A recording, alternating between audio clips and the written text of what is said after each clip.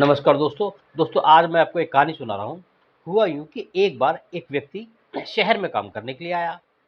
शहर में काम करने के लिए आया तो वो एक सेठ के यहाँ पर काम करना शुरू कर दिया। चूँकि परदेश से आया था तो सेठ ने उसको खाने-पीने का, रहने का भी सारी व्यवस्था उसको करी। जब 1 साल हो गया तो सेठ ने कहा कि अब आप गाँव जाओगे तो आप कुछ धन ले जाओ। 1 साल का वर्क जो मज़दूरी है वो आप ले जाओ। तो वो व्यक्ति कहने लगा नहीं मुझे अभी नहीं जाना, मुझे अभी धन और कमाना है। सेठ ने कहा ठीक है। जो भी तुम्हारा धन है वो संचित होता रहेगा, इकट्ठा होता रहेगा। जब भी आपकी इच्छा करे गाँव जाने के लिए उससे हमें 1-2 दिन पहले बता देना, मैं आपको सारा पेमेंट दे दूँगा। वो व्यक्ति भी सेठ के यहाँ पे खाना खाता, रहता वहीं पे और काम करने लगा। धीरे-धीरे करते उसको 18 वर्ष हो गए। 18 वर्ष तक वो वही काम करता रहा। अब जो 18 वर्ष बाद वो कहने लगा कि मैं अब अपने एक बार गाँव जाऊँगा। तो सेठ ने कहा ठीक है। सेठ ने उसका जो 18 साल का जितना भी उसका पारिश्रमिक था, वो उसको दे दिया। और साथ में ये भी कहा कि ये तो तुम्हारा रहा पारिश्रमिक, और उसने कुछ धन और दिया कि ये रहा तुम्हारा इनाम। वो व्यक्ति बहुत खुश हुआ और अपने गांव चलने के लिए उसने तैयारी कर दी। तो सेठ ने उससे कहा कि देखो भाई, जीवन में 3 चीज़ें का ध्यान रखना, आपको कभी परेशानी नहीं होगी। उस व्यक्ति ने कहा 3 चीज़ भी वो भी पूछ लेता हूँ। तो उसने कहा कि पहला, कभी भी शॉर्टकट मारने की कोशिश मत करना। पहला, कभी शॉर्टकट मारने की कोशिश मत करना। दूसरा, कोई भी काम करो तो उसमें थोड़ा बहुत धैर्य रखना। कोई भी काम करो उसमें थोड़ा धैर्य रखना। तीसरा, कि आप क्रोध में कोई भी निर्णय मत लेना। अगर आप ये काम करोगे तो आपको परेशानी नहीं होगी। उसने कहा ये गांठ बांध लो कि ये 3 काम आपको नहीं करने, ध्यान रखना। वो व्यक्ति अपना धन लेकर के और जो भी इनाम लेकर के चल दिया अपने गांव की तरफ। रास्ते में हुआ क्या, उसके 2-3 लड़के मिले और वो कहने लगे कि भाई ऐसा है, तुम शॉर्टकट से निकल जाओ तो गांव जल्दी पार पार कर लोगे। लेकिन उसको तुरंत ध्यान आया कि नहीं, मेरे मालिक ने कहा था कि शॉर्टकट मत लेना।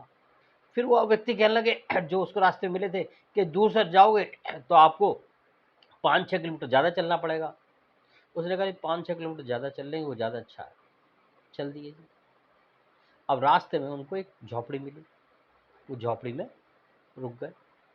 अब झोपड़ी में मिली तो उसने, जो झोपड़ी का मालिक था, उसने कहा कि ऐसा रात को मेरे यहाँ तो रुकने की कोई जगह है नहीं, मेरे पास झोपड़ी, मेरे खेत के पास एक झोपड़ी है, वहाँ पर आप रुक जाना। और बहुत अच्छा हुआ कि आपने शॉर्टकट रास्ते से नहीं गए। अगर शॉर्टकट रास्ते से जाते तो रास्ते में आप बदमाश आपको लूट लेते और आपकी धन दौलत सारी लूट लेते और आपको कोई नुकसान भी पहुंचा सकते थे। उन्होंने कहा बहुत अच्छा।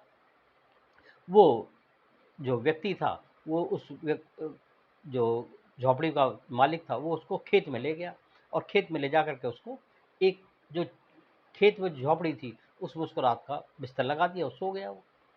अब रात को लगभग 1-1:30 बजे करीब उसके झोपड़ी में किसी ने थप थप की आवाज़ लगाई। उसने कहा नहीं, कोई भी काम धैर्य से रखना चाहिए, खोलना नहीं चाहिए।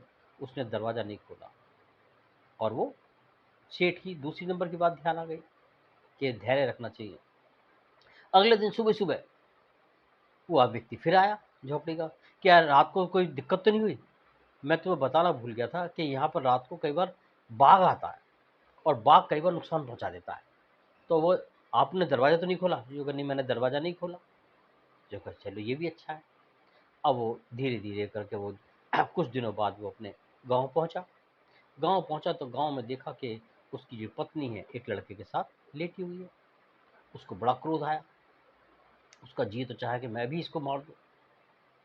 लेकिन उसने कहा नहीं, सेठ ने कहा था कि आप क्रोध में कभी कोई निर्णय मत लेना। मैंने कहा ठीक है। उसने कहा कि सुबह देखेंगे। सुबह हुई तो वो औरत ने उसका, जो थी वाइफ थी, पत्नी थी, उसने उसका बहुत आदर सत्कार किया और ये कहा कि ऐसा जिस टाइम आप गए थे ना तो ये बच्चा मेरे पेट में था। अब ये तुम इतने साल बाद आए हो तो बच्चा बड़ा हो गया, ये आपको बहुत याद करता है। तो उस व्यक्ति ने कहा सेठ की जो तीसरी बात थी वो भी बड़ी गजब की थी। मैंने अगर रात में क्रोध में कोई निर्णय ले लेता तो बड़ा गंभीर परिणाम होता, अनर्थ हो जाता।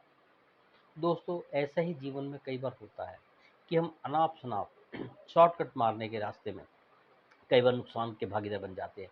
कई बार धैर्य नहीं रखते और किसी को अनाप-शनाप अपशब्द बोल देते हैं और वो कई बार हमारे लिए बहुत परेशानी का कारण बन जाते हैं।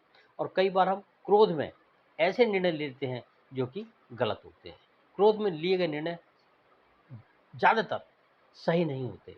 दोस्तों आज की कहानी के लिए इतना ही। अगले दिन किसी नई कहानी के साथ मिलता हूँ। धन्यवाद।